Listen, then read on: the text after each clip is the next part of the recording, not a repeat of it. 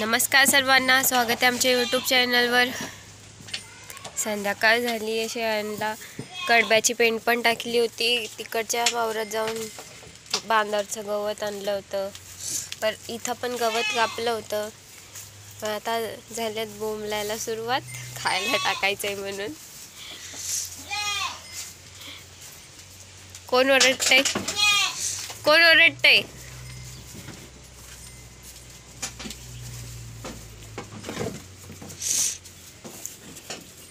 हा ओरडत होता बघा। खूप आगाव झालेत ते आता।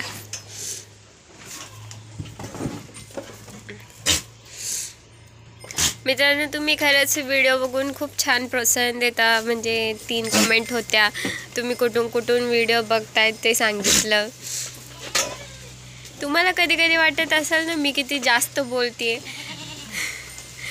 पण मी खरंच म्हणजे जे अनुभव येतात ना तेच हे बोलते। म्हणजे जे आमच्या सोबत होतं तेच बोलते, खोटं काय सांगायचं त्याच्यात। आणि जास्त बोलत असले तरी ठीक आहे ना, कोण काय करू शकत नाही मला बोलायला।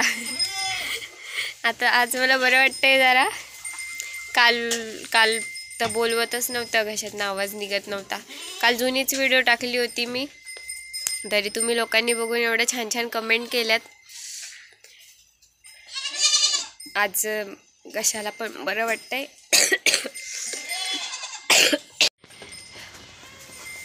आणि तुम्ही विचारता शेळ्या विकायच्यात का? आम्हाला आता नाही विकायच्या शेळ्या, आम्हाला 10 शेळ्यांचं हे करायचं आहे।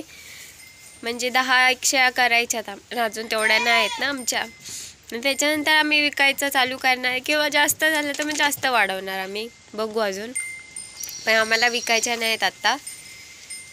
आणि आमच्या शेळ्या म्हणजे आम्ही चरायला वगैरे सोडत नाही, कारण त्या चरायला सोडल्या ना तरी त्या चरत नाही, त्या माणसापाठी पळत राहतात। आपण जिथं जाऊ ना तिथं त्या आपल्या पाठी जाणार आणि तिथे येऊन उभ्या राहणार, पण त्या खातच नाही काहीच।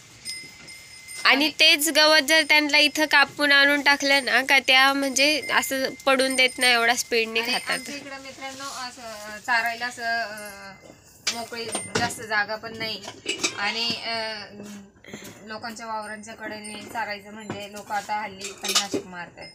त्यामुळं कधी बाय चान्स त्यांच्या खाण्यात आलं तर आपलंच नुकसान होईल। त्यामुळे आम्ही नेत पण नाही त्यांना मोकळ्या ह्याच्यामध्ये। हा, ज्यांच्या जिकडं फिरण्यासारखं असतं माळरान हे ते, तर ती लोक नेऊ शकतात। जसं आमचं रानात आहे माळरान, पण आम्ही एवढं लांब त्यांना दररोज नेऊ शकत नाही। आणि इथं धोकेदायक आहे कसं, आता लोक जास्त करून तणनाशक वापरतात आणि ते शेळ्यांसाठी घातक आहे।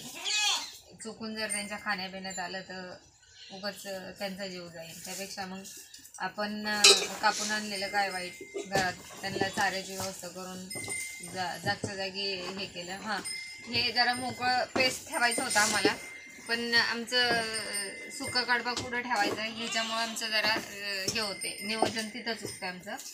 आता बघू पुढच्या वर्षी कसं नियोजन करतो ते, कारण की त्यांना जेव्हा मोकळ्या ते फिरतील, पहिले आम्ही ह्याच्यामध्ये आहे ना मोकळंच सोडायचं त्यांना। तर त्या खायला एकदाच टाकून ठेवायचं असं मध्ये, आणि त्या दिवसभर खायच्या। वरती हे काय बांधलेलं नव्हतं आम्ही, असंच मोकळा फिरायचा। आणि त्यांना वाटलं सावलीला बसायचं, वाटलं तर इकडं। पण आता तसं चाललंय विचार करायचं, पण मेन जागेचा अरेंजमेंट आम्ही चुकीची केलेली आहे मला तरी असं वाटतं।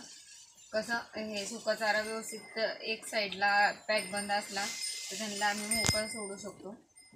आणि हे ना जरा एक साईडला पाहिजे नव्हतं, नेमकं मध्येच केलं आहे त्यांनी। त्यामुळं हे जरा अरेंजमेंट माझी चुकली असं मला वाटतं।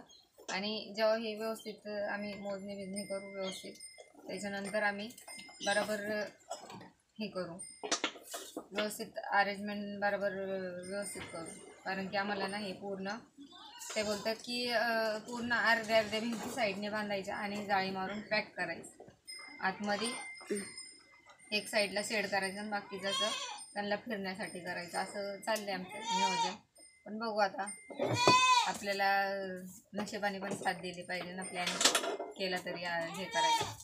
हे कसं आहे मित्रांनो, इथं मुरम टाकलंय ना, एवढा मोठा मुरम टाकलाय तरी काय ग मम्मी, मुंगस डायरेक्ट इकडच्या साईडने पाणी टाकल्यावर तिकडच्या साईडला पाणी निघलं. सकाळी 8-9 कळशा बसल्या याच्यात.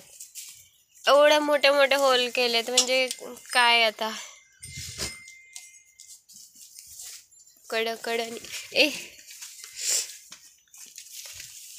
हे बघा कडकडानी पण खणलंय. म्हणजे शेळ्यांना करडं बारीक असली तर मुंगसं खाऊ शकतात ना पिल्लांना? हा, त्यांचे पाय चावतात वाटतं. शेळ्यांचे चावतात का? हा, पिल्लांचे चावतात असं वाटतं. कोणतरी मला बोललं होतं की उंच बारीक पिल्लांचे पाय चावतात. बघा मित्रांनो, म्हणजे धोकेदायकच आहे ना. आपले 2 महिने घरातच असतात ना पिल्ला, आणि त्याच्यानंतर आपण इकडे त्यांना हे करू. आणि ते कशानेच आवरत नाहीये. थायमेट टाकून बघितलं, सगळं टाकून बघितलं, आवरतच नाहीत. ते डायरेक्ट होल करून आत येत आहेत, बाहेर जात आहेत. पण इथं काही खायला पण नाही आहे ना त्यांना. म्हणून पप्पा पण बोलत होते जातील थोडे पैसे, पण आता बघू. सगळंच करायचं एक हाताने घास घेऊ शकत नाही ना. आमचं पण बजेट बघितलं पाहिजे ना. ठीक आहे मित्रांनो, जसं आहे तसं पण चांगलंच आहे. पण थोडं सुधारणा करत करत गेलं तर अजून मोठं होऊ शकतं. खरं आहे, जागा वेस्ट गेलेली. आता पुढं पण बघा एवढी जागा तिथं, प्लस पाठी एवढी जागा तिथं. ती एक साईडला असती तर मग काय करता आलं असतं तिथं. पण व्यवस्थित मी पहिलेच पप्पांना बोलले होते तर ते बोलले नाही. इकडच्या बाजूचे बोलतात आमच्या काला कॉलम, इकडच्या बाजूचे बोलतात आमच्या काला कॉलम. आणि त्यापेक्षा पहिले मोजणी करायची आणि मग व्यवस्थित हे करायचं, भर वेळ टाकून. पण पहिले आमचं स्वतःचं घर राहण्यासारखं करायचं व्यवस्थित. आम्हाला पावसाळ्यात राहता येत नाही, एवढी परिस्थिती असते आमची तिकडे. त्यामुळे पहिले ते व्यवस्थित करायचं आणि मग त्याच्यानंतर ह्याचा प्लॅन करायचा. बघू आता नशीब कसं साथ देते रे. ठीक आहे मित्रांनो, चॅनलला नवीन असाल तर सबस्क्राईब करा आणि छान छान कमेंट करत जा. कोणीतरी विचारलं होतं, ताई तुला सर्दी आहे का? हो, सर्दी, ताप, खोकला आणि अशक्तपणा. खाणंच जात नव्हतं ना, तर नुसतं चक्कर येत होती उभं राहिलं तरी, आणि खाल्लेलं उलटी होत होती. पण आज एकदम बरं वाटतंय. सकाळपासून थोडं थोडं करून पोट भरले, हातनी थोडं बरं आहे आता. आणि चॅनलला नवीन असाल तर सबस्क्राईब करा, व्हिडिओ पूर्ण बघत जा. धन्यवाद.